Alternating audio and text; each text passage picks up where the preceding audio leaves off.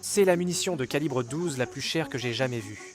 Et à plus de 10$ la cartouche, nous allons la mettre à l'épreuve pour voir si c'est un simple gadget ou si ça vaut vraiment votre argent durement gagné. Permettez-moi de vous présenter notre test en 3 étapes pour évaluer si ces cartouches valent réellement 10$ pièce. Merci à Flatborès Ammunition pour leur envoi. Ils possèdent une collection impressionnante de cartouches calibre 12. D'abord, nous avons notre bidon d'eau de 5 gallons qui va montrer l'énergie à l'impact. Ensuite, nous avons notre cible en papier pour voir si elle tire avec précision. La gélatine balistique sert surtout à déterminer la létalité et observer le trajet de la blessure. Pour 10$ le tir, ça a intérêt à être sacrément bon. Commençons par notre test d'énergie avec le bidon de 5 gallons. Pour l'énergie, m'en était pour les mains, on a été un peu réservé, mais on a quand même propulsé ce couvercle dans la stratosphère.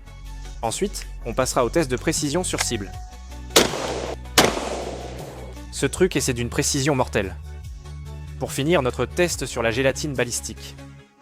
Avant de tirer pour stocker des munitions comme un pro, regardez Ammo Squared. L'achat de panique, c'est pour les amateurs. Dites-leur que je vous envoie. Allez, tirons. Des résultats incroyables, en termes de létalité. On a frappé sur le bord, une pédale a fait une boucle et est ressortie par l'avant. Mais le reste a continué sa trajectoire. C'est le bloc solide à la base. Et voici les pédales qui se sont détachées. Cela vous donne le minimum de 12 pouces de pénétration exigé par le FBI, et un peu plus grâce à la balle, sans dépasser la pénétration souhaitée.